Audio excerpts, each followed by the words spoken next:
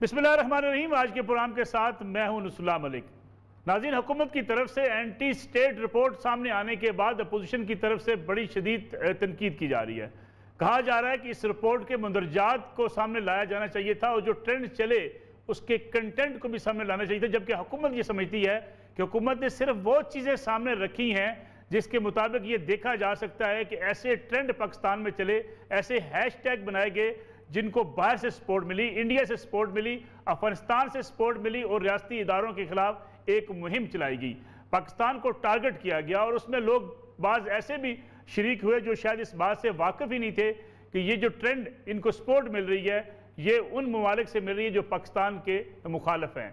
Hybrid वार की बात की जाती है और पाकिस्तान में कहा जाता है कि जितने भी ट्रेंड्स चलाए जाते हैं बाज़ का जो मुल्क के इदारों के खिलाफ होते हैं, रियासत के खिलाफ होते हैं, उनको बाहर से सपोर्ट मिलती है। बाज़ मजहबी जमातों के तरफ से भी ऐसे ट्रेंड्स चलाए गए जिनकी सपोर्ट बाहर से मिली, जबकि अपोजिशन ने आज प्रेस कॉन्फ्रेंस करते हुए इस अमर पर बड़ी शदीद तनकीद की और कहा कि यह रिपोर्ट हक़ाइक़ के मुनाफी है, क्योंकि पाकिस्तान में एक दूसरे पर इल्ज़ामात लगाना, किसी को गद्दार कहना, यह हमेशा से सियासतदानों का वतीरा रहा है। अगर हम माजी करीब की बात करें, नवाज शरीफ साहब बेनज़ीर भुट्टो को सिक्योरिटी रिस्क करार दिया करते थे।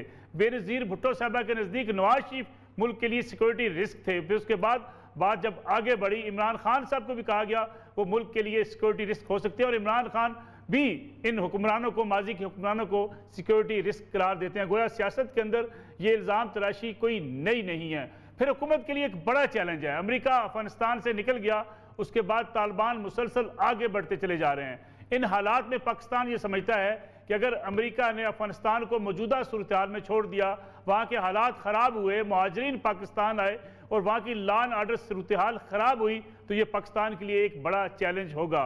पाकिस्तान को एतमाद में लिया जाना चाहिए अफगानिस्तान के हवाले से। फिर चीन के साथ पाकिस्तान के तल्लुकात जिस तरीके से आगे बढ़ रहे हैं, अमेरिका को खटकते हैं, लेकिन पाकिस्तान चाहता यह है कि अमेरिका और चीन के साथ बराबरी की बुनियाद पे दोनों ममालिक से अच्छे तल्लुकात रख सके।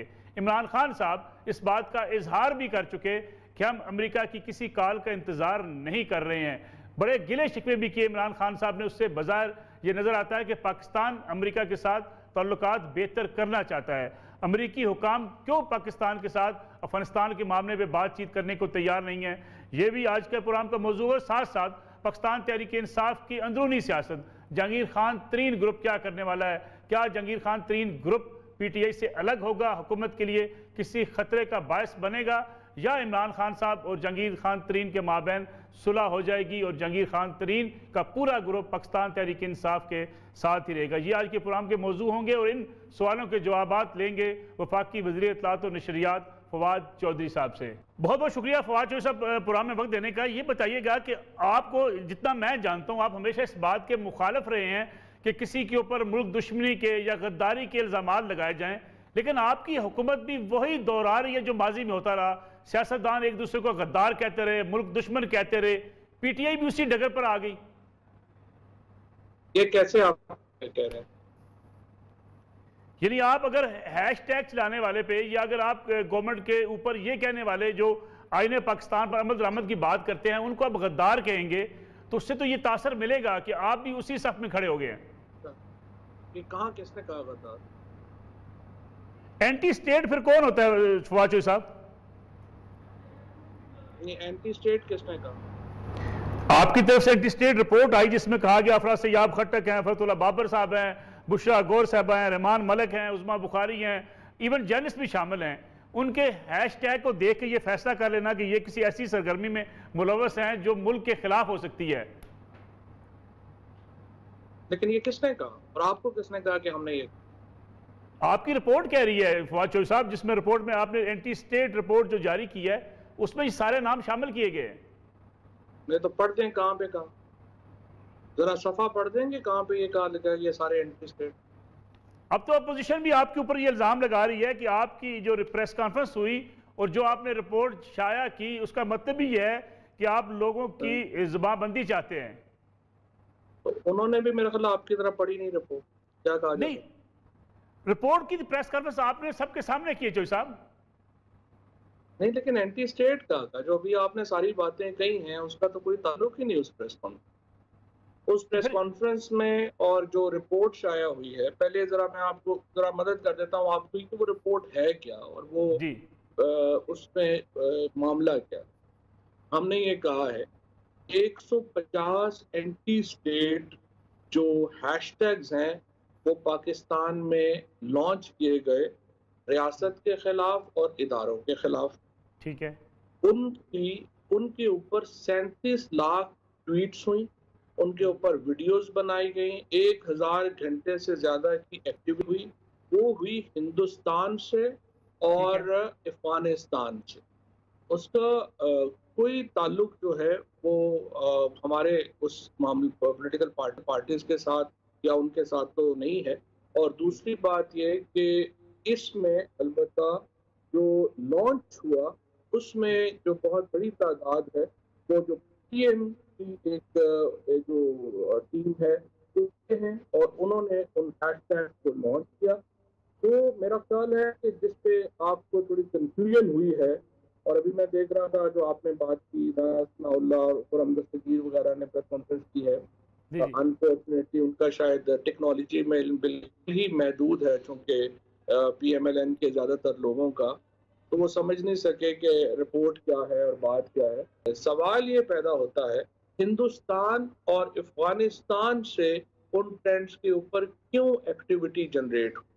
सवाल तो बुनियादी जो है वो ये है और उसको जो है वो हमने रखा है क्योंकि जो मिसाल के तौर के ऊपर मैं आपको बताना चाहता हूँ कि जो पाकिस्तान की फौज के खिलाफ ज़्यादातर ट्रेंड है उनको हिंदुस्तान से सपोर्ट दी गई और उनको उठाया गया ये बताने के लिए कि पाकिस्तान की फौज या पाकिस्तान के लोग जो है वो तो अपनी फौज के बहुत खिलाफ है और उन ट्रेंड्स को फिर इस्तेमाल किया जाता है अमेरिका में फॉर एग्जाम्पल कांग्रेस मैन को दिखाने के लिए, अमेरिका में राय आमा को दिखाने के लिए कि देखिए इतनी ज्यादा ट्वीट्स जो है वो पाकिस्तान में हुई हैं अपनी फौज के खिलाफ, हालांकि वो जो ट्वीट्स हैं हिंदुस्तान से होती है या अफगानिस्तान से हो रही है। तो मामला लेकिन चौधरी साहब जो हैश टैग है उनके नीचे जो कंटेंट है अगर आप उसको देखें, बाज ऐसे हैश टैग हैं जैसे आपने TLP की बात की, अगर कोई TLP के हैश टैग के नीचे अपने लीडर की रिहाई की बात करता है तो उसके कंटेंट को तो मिक्स नहीं किया जा सकता। नहीं तो हमने किया भी नहीं, ना ही कंटेंट का कोई प्रॉब्लम है। एक्टिव कंटेंट का तो इशू ही पूरी रिपोर्ट में रेज नहीं हुआ। इशू रेज हुआ है वो तो उन इलाकों का है जहां से ये एक्टिविटी हुई, यानी अगर एक बहुत ज्यादा एक्टिविटी अहमदाबाद से हुई है हिंदुस्तान से या हैदराबाद दक्कन से हुई है, वो रिपोर्ट का जो क्या है वो जाहिर करता है कि ये कैसे हुई। ये तो जो कंटेंट की बात है ये तो जियो में एक तो एंकर्स ने या लोगों ने जो है ये बात की है, रिपोर्ट में तो इस तरह का कोई तस्करा ही नहीं है या कोई बात नहीं। देखिए चौधरी साहब अगर हम देखें कि जो ट्रेंड्स या जो हैशटैग चलते हैं बाज़ का उसमें PTI के लोग भी शामिल होते हैं, उनको भी बाज़ ऐसे ममालिक से उनको आगे प्रमोट किया जाता है। अगर हम बात करें हिंदुस्तान की, अगर हम बात करें अफगानिस्तान की, तो इसमें उसका कसूर क्या है उस ट्रेंड में हिस्सा लेने वाले का? नहीं तो हमने तो कहा भी नहीं कि उसका कसूर, लेकिन एक उमूमी तासर ये निकला है आपकी इस पूरी इस रिपोर्ट से, इस प्रेस कॉन्फ्रेंस से, जिसपे अपोजिशन भी बड़ी सीख पा नजर आती है कि इसका फायदा उठाने की कोशिश की है पाकिस्तान तहरीक इंसाफ ने, बाकी लोगों को कटहरे में खड़ा करने की कोशिश की गई। जहालत का इलाज मेरे पास तो नहीं है। अगर किसी ने बिल्कुल ही ऐसी जहलाना अप्रोच है किसी की तो उस पर मैं क्या कर सकता हूँ। ये तो उनको चाहिए कि रिपोर्ट को दोबारा पढ़े, हमारे कॉन्फ्रेंस को दोबारा सुने और समझने की कोशिश करें कि हम क्या बात कर रहे थे, और अगर उन्होंने नतीजा को गलत निकाला है तो अब उसकी जिम्मेदारी मेरे पे आज तो नहीं हो सकती। तो सब लगता है कि जो बाज़ ट्रेंड चलते हैं मुल्क से बाहर से, हम क्यों इतने खौफजदा हैं कि उन ट्रेंड्स की बिना पर हम समझते हैं कि शायद कोई रियासत के खिलाफ कोई बड़ी कार्रवाई हो रही है, सोशल मीडिया को एक बड़ा एक ऐसी चीज़ बना के पेश किया जा रहा है कि शायद ये दुनिया की राय बदल देगा जो पाकिस्तान के खिलाफ। हकायक तक हम दुनिया को क्यों नहीं आगाह करते? देखिए ये एक मौकफ है, ये बात है कि हमें तो परवाह नहीं करनी चाहिए कि जो भी चल रहा है हमें क्या जी चलता रहने दें। लेकिन अगर आप थोड़ा सा गौर करें, फॉर एग्जांपल जब ओबामा ने पाकिस्तान को FPAC के कहना शुरू किया, अफगानिस्तान और पाकिस्तान, तो बज़ाहिर तो इसमें कोई प्रॉब्लम नहीं थी, हम अफगानिस्तान के हमसाए हैं और अगर इस रीजन को आप एफपैक कहना चाहें तो बज़ाहिर इसमें कोई प्रॉब्लम नहीं, लेकिन हमने देखा कि वक्त के साथ साथ इस एफपैक के जो इस्तिलाह है उसने हमारे बयानिए को, हमारे नैरेटिव को हमें बेपनाह नुकसान पहुंचा, क्योंकि हर वो मामला जो अफगानिस्तान में हुआ हमें उसके साथ जोड़ दिया गया। अफगानिस्तान की हमें ज़्यादातर जो वेस्टर्न प्रेस है उसने अफगानिस्तान के प्रिज्म से देखना शुरू कर दिया, और बहुत सारे इवन जो के मामला इस नहज पे पहुंच गया कि हमारे अपने जो पाकिस्तानी हैं उन्होंने अपने बच्चों को गर्मियों की छुट्टियों में पाकिस्तान भेजने से रोक दिया, क्योंकि टीवियों पे आ रहा था कि अफगानिस्तान में हालात बड़े खराब हो गए। जो सब एक पुराने छोटी सी कमर्शियल ब्रेक शामिल करते हैं, वापस आएंगे, बात करेंगे पाकिस्तान के ताल्लुकात के हवाले से अमेरिका और चीन के। आज एक बार फिर चीनी सफीर मिले वज़ीर आज़म पाकिस्तान से, क्या पॉलिसी का बड़ा शिफ्ट होने वाला है? इमरान खान साहब वज़ीर आज़म खुलकर बात कर रहे हैं, इस पर बात करेंगे फवाद चौधरी साहब से एक ब्रेक के बाद।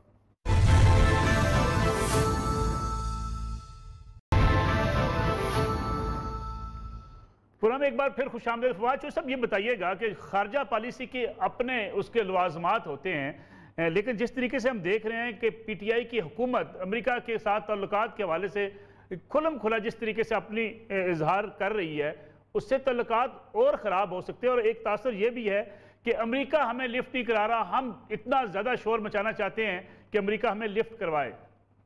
देखिए जी, आप इस तरह से भी कह सकते हैं कि पाकिस्तान समझता है कि अमेरिका को इस रीजन में जो मामलात हैं उनमें पाकिस्तान को एतमाद में लेना चाहिए।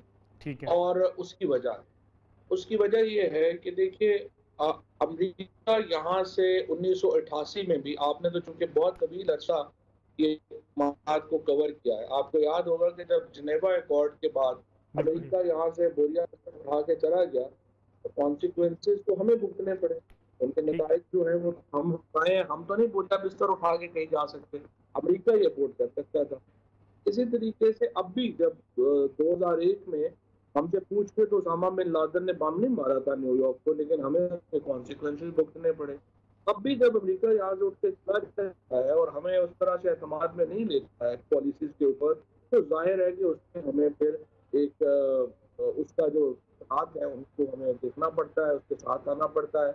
और ये तनकीद जो इस वक्त बाइडेन गवर्नमेंट के ऊपर हो रही है, ये हमारी सिर्फ नहीं, ये अमेरिका के अंदर भी अब बाइडेन साहब के ऊपर ये तनकीद हो रही है कि उन्होंने एक तो बड़ी उजलत में जो है वो अमेरिका ने फैसला किया अफगानिस्तान को छोड़ने का, और फिर आपने लिंडसे ग्राहम का ये देखा होगा ट्वीट जिसमें उन्होंने ये कहा कि मैं हैरान हूँ कि प्रेसिडेंट बाइडेन ने अभी तक प्राइम मिनिस्टर इमरान खान से बातचीत नहीं की। तो देखिए, पाकिस्तान हम एक तो दुनिया की 5वीं बड़ी कौम है, लेकिन इस रीजन में हम फैसले हमारी मंशा के मुताबिक, अगर हमारी ओपिनियन के मुताबिक और हमारे इनपुट के बगैर तो नहीं हो सकते। लेकिन तो सब अमेरिका ये समझता है, अमेरिका के जो बड़े आला हुकाम है वो ये समझते हैं कि पाकिस्तान के कंट्रोल में अब तालिबान भी नहीं है, हमारा किरदार वहाँ महदूद हो चुका है, अमेरिका इसलिए तालिबान के साथ बराह रास्त डील करके वहां से निकल रहा है, हमारी जरूरत नहीं रही अमेरिका को अफगानिस्तान में। तो यहाँ अमेरिका ने तालिबान से मुज़ाकरात करने थे सिर्फ 6-8 महीने पहले, तो फिर पाकिस्तान को ही कहा गया था कि वो मुज़ाकरात करें। और अगर आपकी बात दुरुस्त है और हमारा कोई इन्फ्लुएंस नहीं रह गया है तालिबान के ऊपर, तो फिर तो अमेरिका को और वेस्ट को ये जो बार बार कहते हैं कि ये सारा फतह असल में पाकिस्तान की वजह से हो रही है, ये फिर नहीं कहना चाहिए। अब ये तो फिर hot and cold at the same time तो नहीं कर सकते ना, या वो कहें कि हमारा नहीं है इन्फ्लुएंस, या फिर कहें कि हमारा इन्फ्लुएंस है। बट हमारा इन्फ्लुएंस हो ना हो, हमारे बगैर अफगानिस्तान का मसला जो है वो कहीं नहीं जा सकता। लेकिन अपना जो साहब, जो चीन की इस वक्त पोजीशन है, हमारी बाज़ पॉलिसी लगती है कि हम शायद चीन की तरफ शिफ्ट कर गए हैं, लेकिन हमेशा से ये कहा जाता रहा कि बैलेंस पॉलिसी, खारजा पॉलिसी वही हो सकती है जिसमें हम अमेरिका को भी एंगेज रखना चाहते हैं, चीन के साथ हमारे बड़े दरीना ताल्लुकात हैं, हम किसी के साथ बिगाड़ना नहीं चाहते। क्या ऐसी सूरत हाल है या हम शिफ्ट कर चुके हैं चीन की तरफ? देखिए, बात यह है कि आइडियली दी गई है कि हमें चीन और अमेरिका के साथ हमारे ताल्लुकात जो हैं वो हम बिल्कुल बराबर लेके चलें और आगे बढ़ें, लेकिन हकीकत यह है कि हमारे जैसे मुल्कों के पास कोई बहुत बड़ी स्पेस नहीं हुआ करती इस तरह की चीज़ों के लिए, लिहाजा आपने कुछ जो चीज़ें हैं उनको दरमियान में ही लेके चलना है। और ऑप्शन जो अवेलेबल ऑप्शन है उनमें से ही करना है। इस वक्त जाहिर है कि चीन के साथ हमारे जो ताल्लुकात की नौयत है वो अमेरिका के साथ नहीं हो सकती। तो क्या हम अमेरिका से नाराज हैं या अमेरिका हमसे नाराज है? नहीं ना, नाराज बिल्कुल नहीं है। हमारे बड़े अच्छे ताल्लुकात हैं अमेरिका से अभी भी, और हमारे जो अभी नेशनल सिक्योरिटी एडवाइजर अमेरिका में गए थे, हमारा सिर्फ ये है कि अमेरिका के साथ जो इस वक्त जो ज्यादा प्रॉब्लम रही है माजी में, वो ये है कि हमारे सिर्फ उससे स्ट्रेटेजिक ताल्लुकात रहे हैं। हमारे कुछ स्ट्रॉन्ग मुआशी और उस तरह का जो एक ट्रेड के ऊपर और इकोनॉमी के ऊपर जो बुनियाद होनी चाहिए वो नहीं बनी। तो हमारी कोशिश ये है कि हम ये सिर्फ स्ट्रैटेजिक ना रखें, बल्कि हमारे एक ताल्लुकात का कई रुख होने चाहिए, और इंशाल्लाह उस पर भी आप अच्छी खुशखबरी सुनेंगे जल्दी। लेकिन जो सब कुछ ये भी कहा जा रहा है कि हमारी सफारती नाकामी भी है, कुछ हमारी ब्यूरोक्रेसी, हमारे खारजा अमूर के जो अफसरान हैं उनकी कारकर्दगी भी इतनी बेहतर नहीं है, जिसकी वजह से हमें मसाइल का सामना करना पड़ा। साथ साथ मोईद यूसुफ साहब के इस्तीफे की खबरें भी गर्दिश कर रही हैं। ये तो वैसे क़याम सदीकी साहब ने कुछ ट्वीट कर दिया था रात को, पता नहीं शौक में बैठे हुए, कोई ऐसी बात। अच्छा साहब, एक ये बात बताइएगा कि इस वक्त जो चीन के साथ हमारे खास तौर पर ताल्लुकात हैं, चीनी इन्वेस्टमेंट के बारे में एक उमूमी तासर ये बना है कि वो शायद रुकी हुई है। आप बता सकेंगे इसमें कि चीनी जो इन्वेस्टमेंट थी, फिर सी पैक में जो पेशरफ्त है, उस पर चीन मुतमिन है?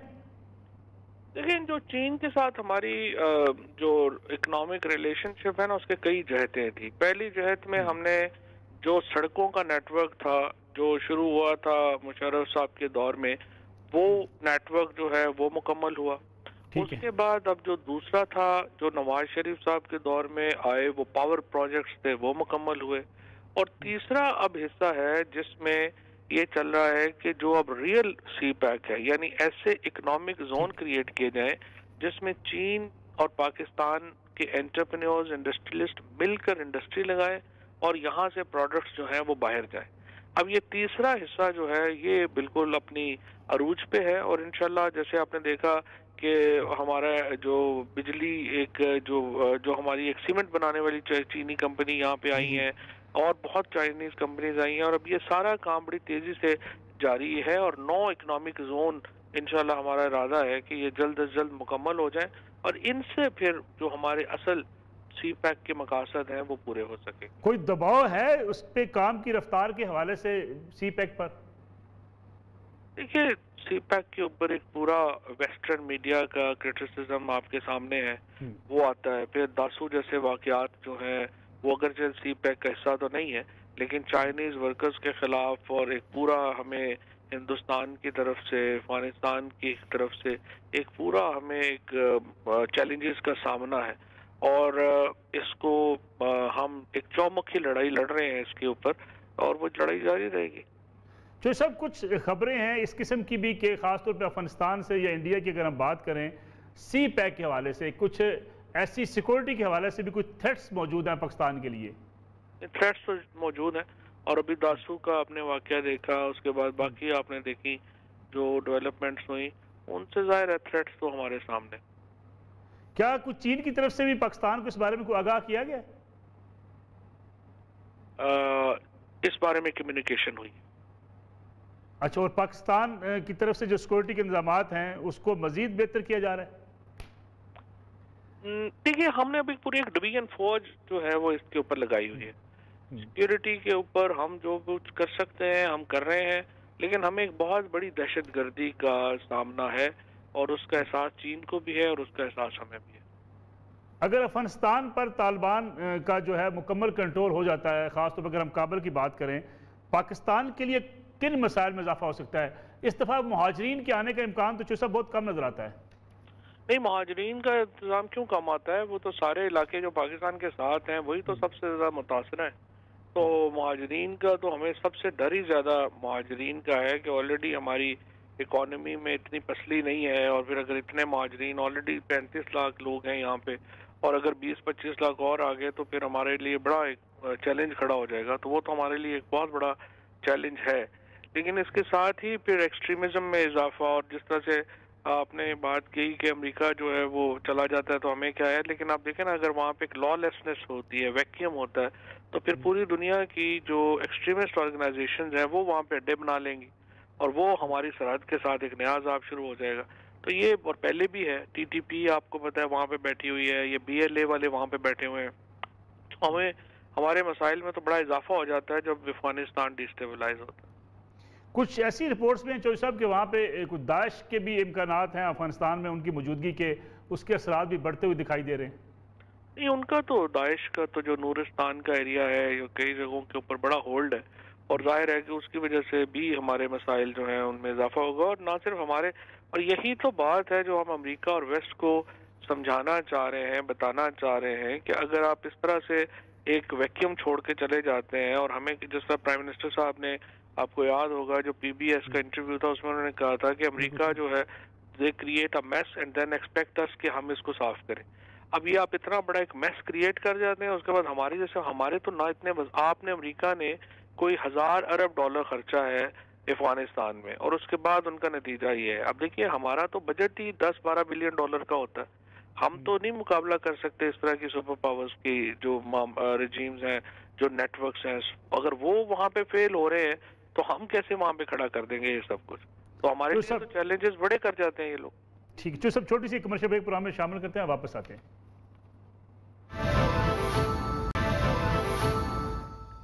प्रोग्राम में एक बार फिर खुश आमदीद। चौधरी साहब, बात करते हैं PTI की अंदरूनी सियासत की और मुल्की हालात की।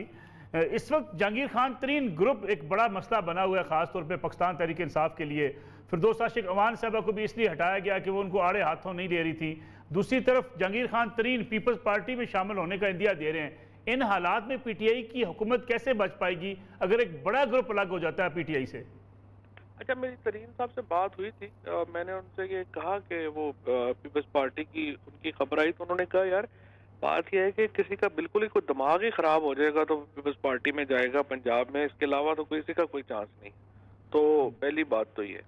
दूसरी बात यह है कि वो खुद भी और जो तमाम लोग हम ख्याल हैं वो भी ये साबित बार बार ये कह चुके हैं कि लीडरशिप जो है वो इमरान खान की है, और इमरान खान के अलावा कोई PTI में कोई ना धड़ा है ना ग्रुप है। बाकी हर एक के अपने अपने ख्यालात होते रहते हैं, उससे फर्क नहीं पड़ता। लेकिन इमरान खान साहब के साथ जो उनकी सुलह की कोशिश हुई थी वो कहाँ तक पहुंची जो साहब? सुलह के देखें कोई इशू नहीं है। तरीन साहब को भी पता है कि जो अगर केसेस होंगे, चीज़ें होंगी, उसमें इमरान खान का ये स्टाइल ही नहीं है कि वो किसी के लिए उठा के फ़ोन करेंगे कि इसको बंद कर दो या कर दो, या फलाने पे केस कर दो या फलाने पे केस बंद कर दो। वो उनको भी पता है। उसके अलावा कोई उनका और प्रॉब्लम है नहीं, झगड़ा कोई और है। लेकिन गिला शिकवा तो है ना जहांगीर खान तरीन साहब को कि मेरी खिदमात को नज़रअंदाज किया जाता रहा है, अभी नज़रअंदाज किया जा रहा है, और पार्टी के अंदर मेरे खिलाफ एक लॉबी है जो काम करती है। लॉबियाँ हर जगह होती हैं, हर पार्टी में मुख्तलिफ लॉबीज होती हैं, वो कोई ऐसे इशू नहीं है। लेकिन यह है कि वो जो भी मामला है वो इंशाल्लाह वो हल की तरफ ही जाएगा, कोई ऐसा इशू, मेजर इशू नहीं। जहांगीर खान तरीन ग्रुप हुकूमत के लिए कोई खतरा नहीं आप समझते हैं? नहीं, कोई।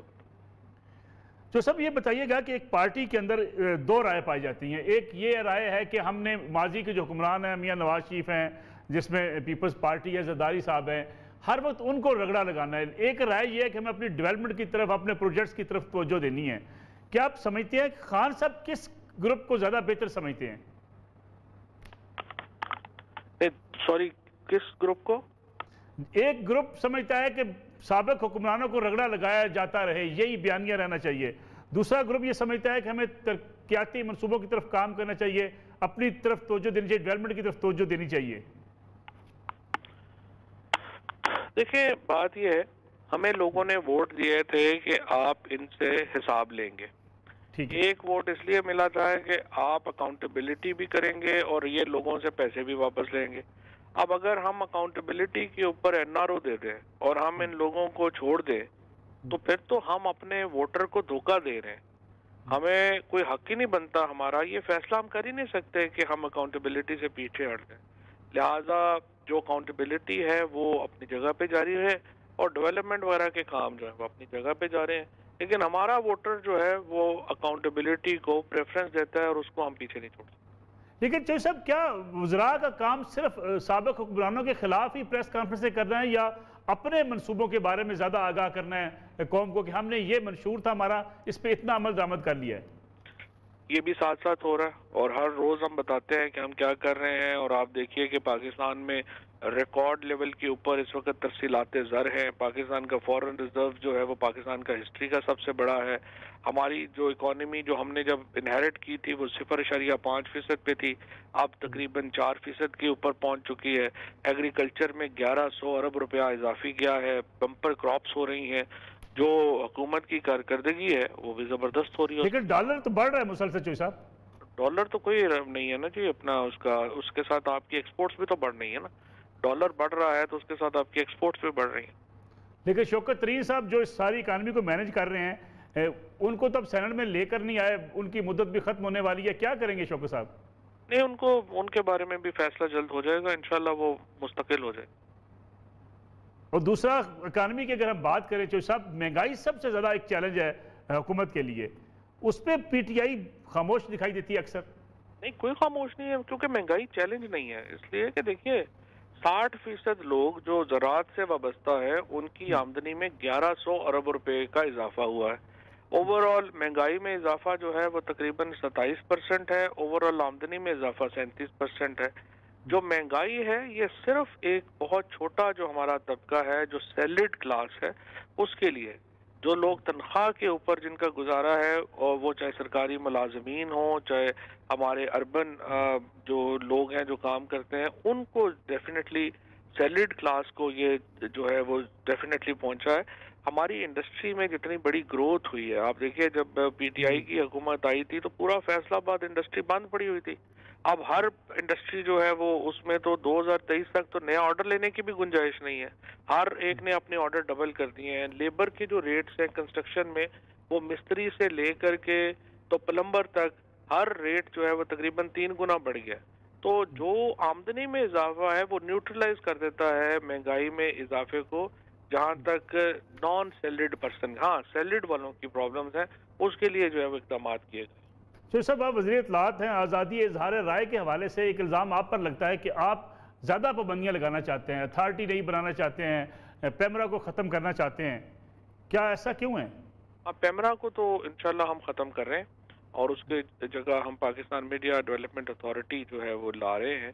लेकिन उसमें हम कोई आज़ादियों को बढ़ा रहे हैं, आज़ादियों को ख़त्म नहीं कर रहे। इंशाल्लाह सोमवार को हमने आपको दावत भी दी है, आप अगर यहाँ इस्लामाबाद आए, अदरवाइज हम आपको जूम के ऊपर ही जो सारे डिटेल्स है नई अथॉरिटी की वो बता देंगे। उसमें कोई क्रिमिनल प्रोसिक्यूशन हमने शामिल नहीं की है, उसमें आज़ादियों को बढ़ाया गया है, उसमें कम नहीं किया गया। और तीसरा जो इम्पोर्टेंट जो मसला है वो ये है कि देखिए जो मीडिया वर्कर्स हैं जिनको तनख्वाहें नहीं मिलती अपनी ऑर्गेनाइजेशन से, उनके लिए कोई रेमेडी नहीं है। सिर्फ हम वो रेमेडी हम लेके आए हैं, उसमें जो मीडिया वर्कर्स जिनको अपनी ऑर्गेनाइजेशन से कॉन्ट्रेक्चुअल उनका पूरा नहीं हो रहा, कॉन्ट्रैक्ट पूरा नहीं हो रहा, वो उसको सू कर सकेंगे।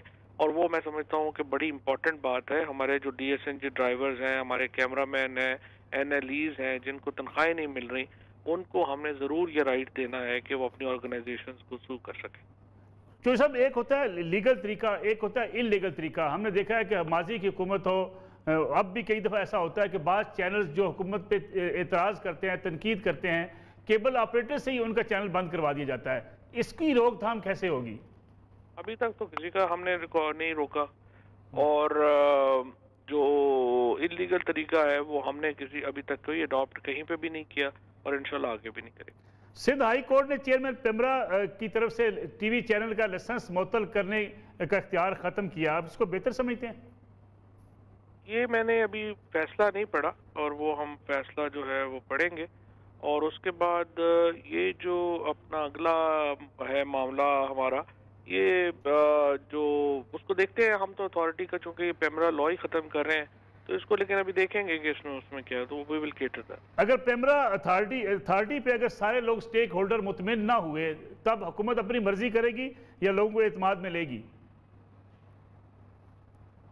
नहीं, हम तो तमाम लोगों को एतमाद में लेके ही आगे बढ़। बहुत बहुत शुक्रिया। फवाद चोइस हमारे साथ मौजूद थे। नाज़रीन, ये आज का प्रोग्राम था फवाद चोइस साहब के साथ। इंशाल्लाह कल आपकी खिदमत में दोबारा हाजिर होंगे। इजाज़त दीजिए, अल्लाह हाफिज़।